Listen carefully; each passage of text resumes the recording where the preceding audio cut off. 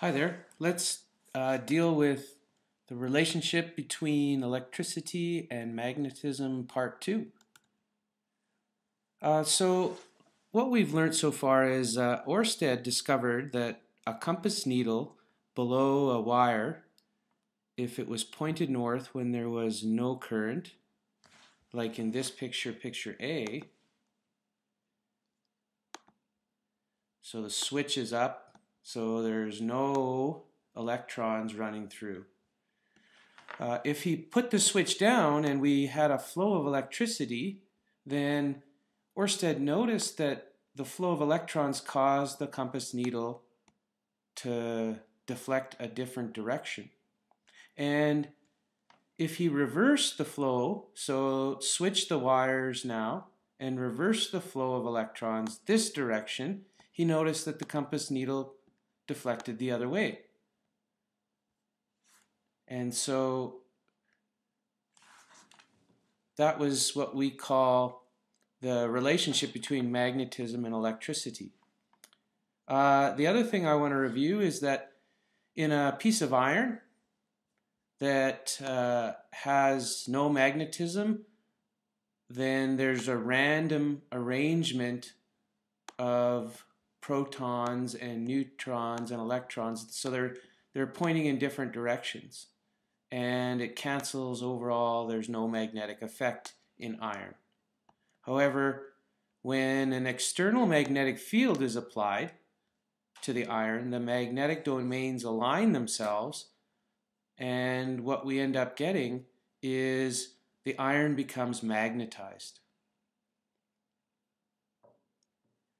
So a magnetic compass shows the presence of the direction of a magnetic field around a wire with a current, and we use something called the left-hand rule, where we stick our thumb of our left hand in the direction of the electrons, and then our fingers pretend to curl around, and that tells us how the magnetic field is operating. The other thing I want to talk about is if we set up a coiled wire, like in my diagram here, and we hook it up to a battery, the electrons flow through the coiled wire back to the battery, and what we find is we can create a magnetic field this way. The coiled wire actually that creates the magnetic field is called a solenoid, but the whole device that you've just created, this is called an electromagnet, and we stick iron in the middle to strengthen it. So how do we make this electromagnet even stronger? Increase the size of the battery, or we can make more coils around the solenoid, or have a larger iron core in the middle. So that's electromagnets. Let's review electric motors now. An electric motor is basically an electromagnet that converts electric energy into moving mechanical energy.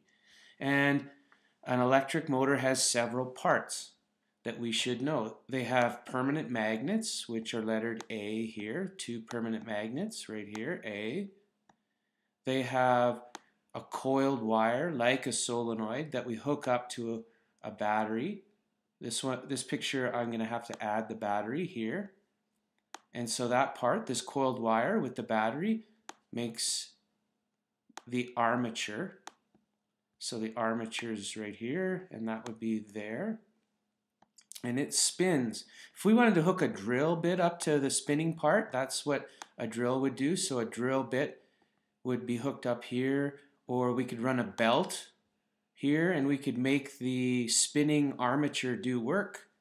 So the axle of the armature is what does the work for us.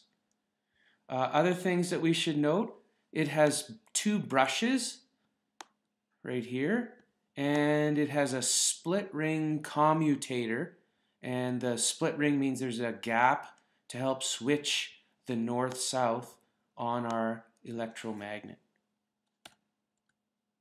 So let's also talk about magnetic induction. So if a loop of wire is moved in a magnetic field, voltage is created or induced. So we can hook it up to a voltmeter here, and here's what happens. We hook a coiled wire, and then we move a magnet down quickly, and what happens is the needle deflects in this direction to indicate positive voltage. If we take the same magnet and fast we move it up, then it creates a reverse voltage, but it still creates a voltage. And we call this electromagnetic induction. The faster you would move this magnet, the stronger the voltage. The more coils you make, the stronger the voltage. And the bigger the magnet, the stronger the voltage. So to review, magnetic induction can be related to the number of wire loops. Okay, so the more wire loops, the stronger the stronger the electrical current, the strength of the magnetic field, so a bigger magnet, and the rate at which you move the magnet. Okay, magnetic induction. Now I want to show you this electric motor and teach you a few things about it.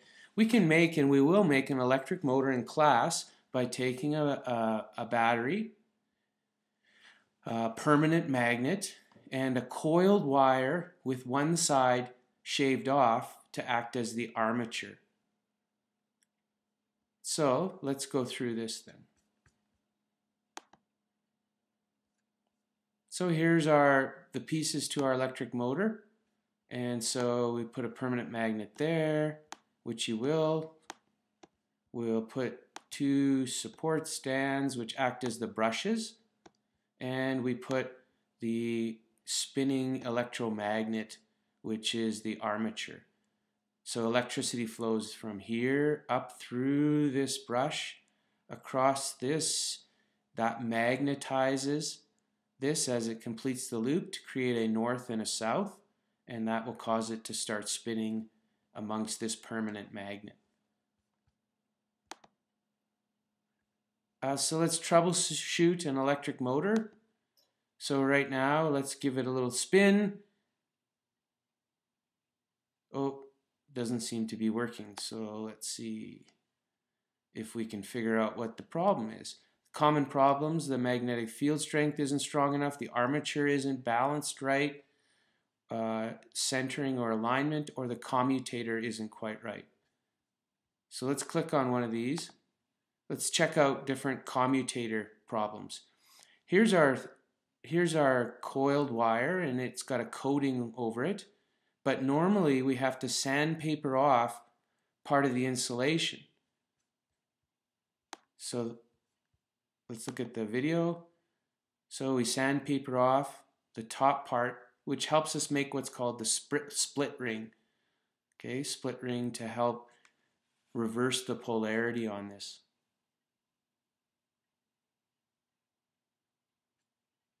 Okay, let's go to the next thing.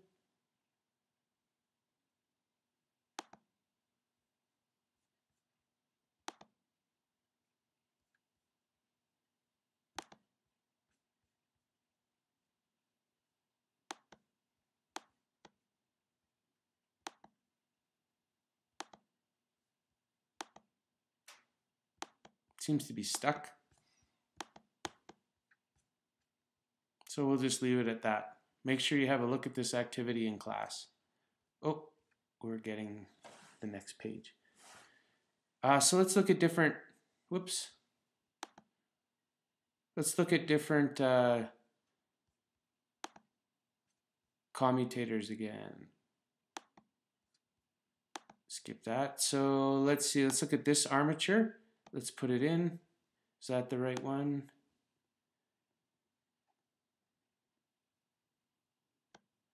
No. Let's look at this one. No, let's look at this one.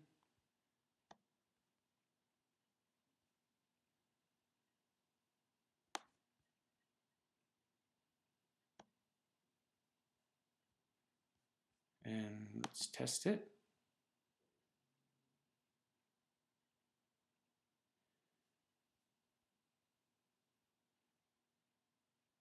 No, let's try a different one.